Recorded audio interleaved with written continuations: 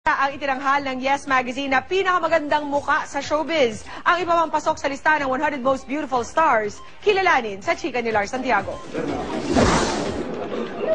Lalong tumingkad ang kagandahan ni Marian Rivera sa suot niyang pulang gown nang dumating siya sa announcement ng 100 Most Beautiful Stars ng Yes Magazine kaninang tanghali.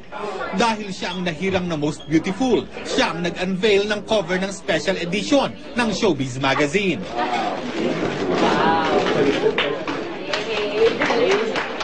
Marian Rivera is on the cover, which means that for this year, for the third edition of Yes, Marian Rivera is Yes' choice for the most beautiful star.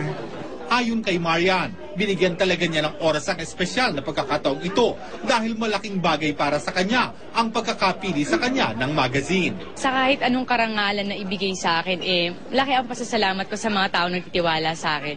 Lalo itong Yes, para hindi birong maging isa sa mga pinakamagandang mukha sa showbiz.